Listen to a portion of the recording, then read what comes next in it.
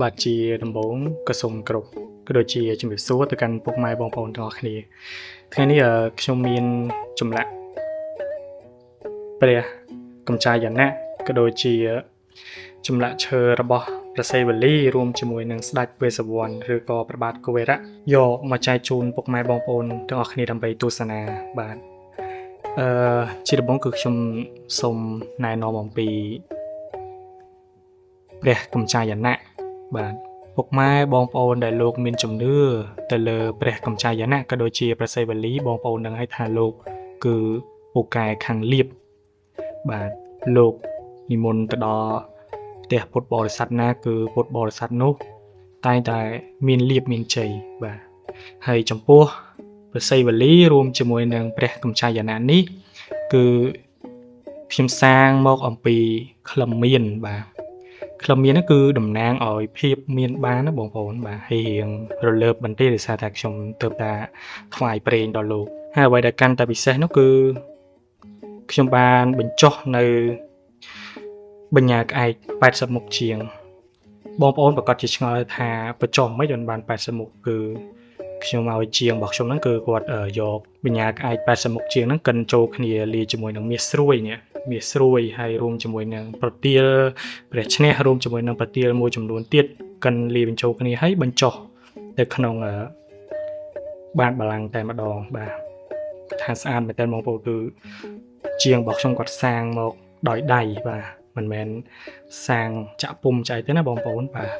បងប្អូនអាចយកទៅស្រោបជាបន្តោងក៏ដូចជាយកទៅដាក់នៅលើអាសនៈគ្រប់បូជាក៏បានដែរនិយាយទៅគឺខ្ញុំបានយកព្រះអង្គយកទៅធ្វើកិច្ចប្រសិទ្ធិជាមួយនឹងលោកគ្រូខ្ញុំអីរួចហើយ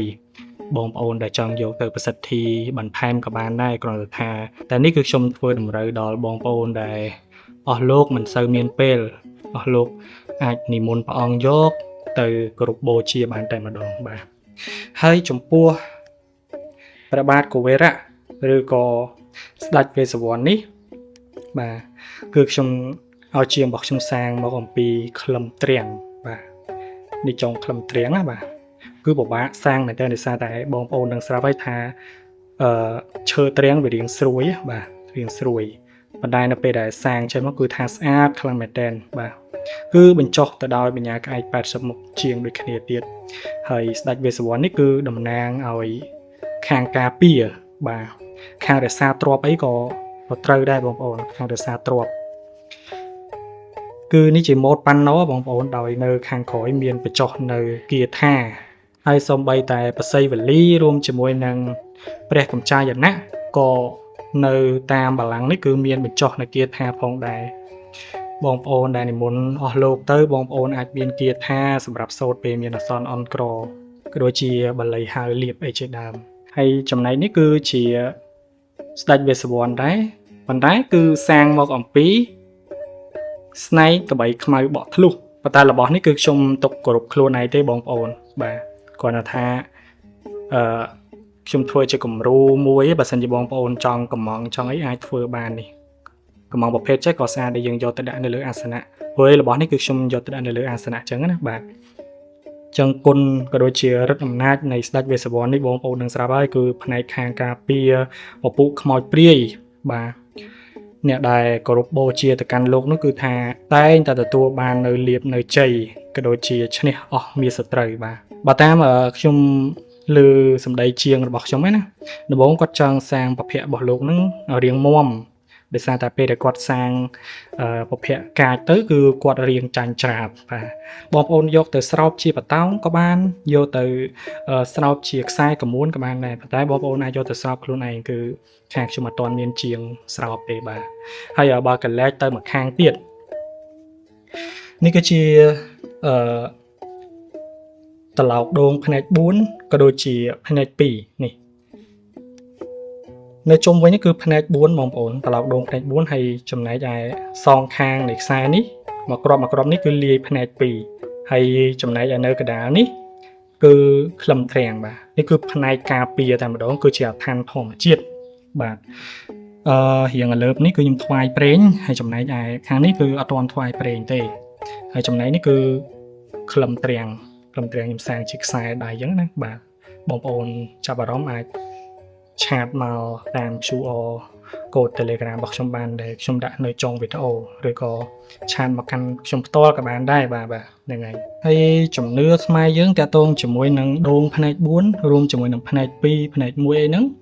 បើផ្នែក1ផ្នែក2វាតាក់ទងជាមួយនឹងខាងមហាឧត្តដែរខាង100គុណណាប៉ុន្តែគាត់ថាមិនសូវជាខ្លាំងប្រហែលទេដោយសារតែវាជាអាថ័ន្តធម្មជាតិប៉ុន្តែចាស់ស្ដែងដងផ្នែក4នេះគឺកម្របន្តិចគឺមិនងាយមានទេហើយខ្ញុំដាក់រូបឲ្យបងប្អូនមើលនេះគឺជាដងផ្នែក4ហ្នឹងវាជាផុសតាងដែលខ្ញុំបានឲ្យជាងរបស់ខ្ញុំគាត់សាងណាបាទហ្នឹងហើយដងផ្នែក4រួមជាមួយនឹងត្រាំងនេះគឺការពារខ្មោចព្រាយបិសាចអារក្សអារក្សអ្នកតាបាទបើជំនឿជាមួយនឹងក្លឹមត្រាំងហ្មងខ្មោចព្រាយហ្នឹងវាខ្ពើមមកវាខ្លាចបាទហើយមិនមែនដើមត្រាំងទាំងមូលហ្នឹងគឺសុទ្ធតែខ្មោចវាខ្លាចទាំងអស់ទេវាមានតាមប្រភេទរបស់វាក៏ដូចជានៅតាមចំណុចសំខាន់របស់វាអញ្ចឹងពិសេសតែម្ដងតែបងប្អូនមួយចំនួនគាត់អត់សូវបានចាប់អារម្មណ៍ទេនេះខ្ញុំលើពីគ្រូធំខ្ញុំដែរទេណាបាទហើយចំពោះខ្សែដៃនេះគឺធ្វើកិច្ចប្រសិទ្ធិរួចរាល់ហើយដែរបាទរួចរាល់ហើយដែរគឺខ្ញុំមានច្រើនគួរសមបងប្អូនណាគាត់ឆាតមកមុនបានមុនអញ្ចឹងណាតម្លៃសមរម្យឯងបងប្អូនបាទតម្លៃសមរម្យគឺគាត់ថាមានធំជាងហ្នឹងបន្តិចឬក៏ទូជាងហ្នឹងបន្តិចអញ្ចឹងណាហើយចំពោះຂະຫນាត10លីបងប្អូនទាំងត្រឡោកដូងផ្នែក4ហើយក៏ដូចជាត្រាំងនេះ10លីដូចគ្នាបាទហើយខ្ញុំមានប្រភេទទូចសម្រាប់កូនក្មេងមាន3ខ្សែបាទមាន3ខ្សែអញ្ចឹងហ្នឹងហើយចុះបើសិនជាបងប្អូនមានចំណាប់អារម្មណ៍ចង់និមន្តព្រះអង្គក៏ដូចជាចង់ជាវនៅខ្សែដៃ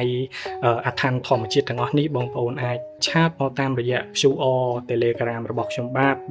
អធិស្ឋានបងប្អូនខ្លះមកទាំងខ្ញុំមិនអាចឆ្លើយតម្លៃនៅក្នុង comment បានទេខ្លាច Facebook YouTube ឬក៏ TikTok នឹងវាចាប់អញ្ចឹងបងប្អូនអាចឆាតមកសួរតម្លៃផ្ទាល់បានបាទហើយចំណែកនេះគឺគ្រាន់តែជាគំរូទេខ្សែដៃអាថ័ន្តមហានិយមរបស់ខ្ញុំបាទគឺខ្ញុំកំពុងសាងតទៀតតែគាត់ថាអត់ទាន់មានទេបាទអត់ទាន់មានទេក៏មានមកប្រភេទទៀតដែលជាអាថ័ន្តសារការធ្លីទ្រូងវល់គូរបស់ខ្ញុំអញ្ចឹងបាទខាងស្នេហ៍ការស្នេហ៍សុតខាងស្នេហ៍សុតបើនេះខាងមហានិយមដែរប៉ុន្តែលក្ខណៈថាមានការពារខ្លះមានស្នេហ៍មហានិយមខ្លះបាទអញ្ចឹងជម្រាបលាពុកម៉ែបងប្អូនទាំងអស់គ្នាបាទជម្រាបលា